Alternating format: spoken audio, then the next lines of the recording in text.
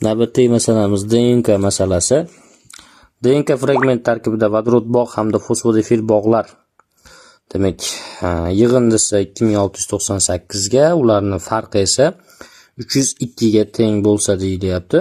Va bu adenin timir orasida 2 ta, guanin sitozin orasida 3 ta vodorod bog' borligi hisobga olinib, jami vodorod bog'lar sonini toping deyilyapti. Xo'p, endi bizda DNK bor. Demak, adenin hamda timin, guanin va sitozin komplementlari asosida va adenin timir orasida 2 ta, guanin sitozin orasida esa 3 ta vodorod bog' borligi ma'lum. Bular orasida vodorod bog'lar hamda fosfodifil bog'lar yig'indisi ekan. Demak, vodorod bog'lar hamda fosfodifil bog'lar nima? Agar adenin X desam, timin ham X. Guanin Y desam, sitozin ham Y bo'ladi. Xo'p, vodorod bog' degani adeninlar sonini, mana bu X ni oradagi vodorod bog', mana bu ikkitaga ko'paytmasi, ya'ni 2X.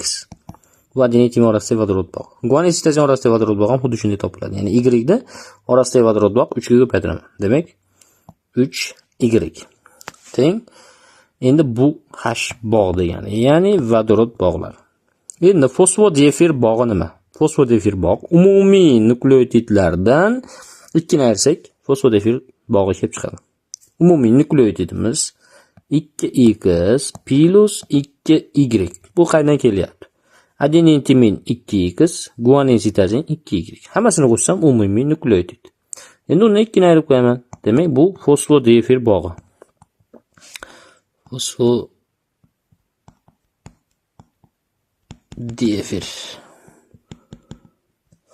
Fosfodifil bog'.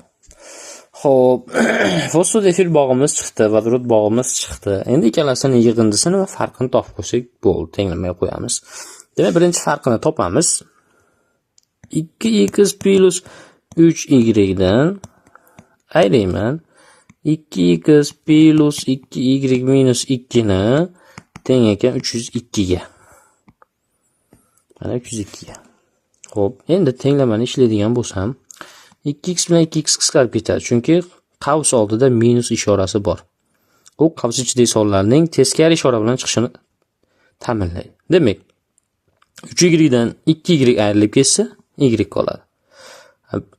Minus 2 plus 2 bo'lib chiqadi. Teng 302 ga.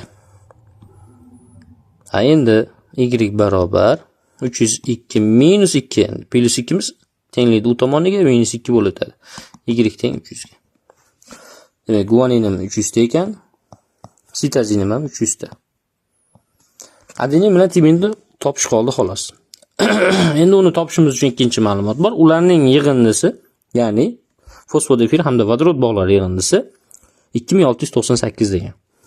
Yozamiz. 2x plus 3y bu vodorod bog' plus 2x plus 2y bu umumiy nukleotid, 2 ni ayırsam fosfodifil bog'. Yig'indi 2698 ga.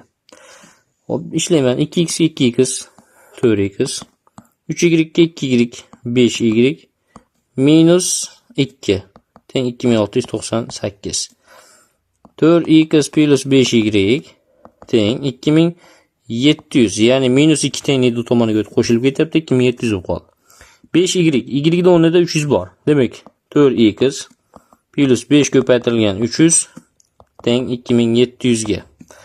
4x barobar 2700 minus 1500, ya'ni 5 ni 300 ga ko'paytirsak 1500 tenglikda tomoniga minus bo'lib o'tyapti va 2700 dan ayrilib ketyapti. Demak, 4x teng 2700 dan 1500 ayirsak 1200, x teng 300. Demak, adenin va timinlar soni ham 300 tadan ekan. Adenin ham 300 ta, timin ham 300 ta. Vodorod bog'lar bu aynan adenin timin orasidagi vodorod bog'lar soni 2 ta, guanin sitozin orasidagi vodorod bog'lar 3 ta. Endi vodorod bog'ini topib qo'yishimiz qoldi xolos. Demak, mana topamiz. H bog' topishimiz kerak. Xo'p, adeninlar soni 300 ta edi. 300 da adenin timin orasidagi vodorod bog' 2 taga ko'paytirsam 600 ta. Guaninlar ham 300 ta edi. Ular orasidagi vodorod bog' guanin sitozin orasida 3 ta edi. Ko'paytirsam 900 ta. Qo'shsam ikkalasini 1500 bu H bog'lar soni, ya'ni vodorod bog'lar soni. Demak, javob aynan B javob chiqyapti. Ya'ni 1500 ta degan javob chiqdi. Xo'p, endi bu masalani yana ham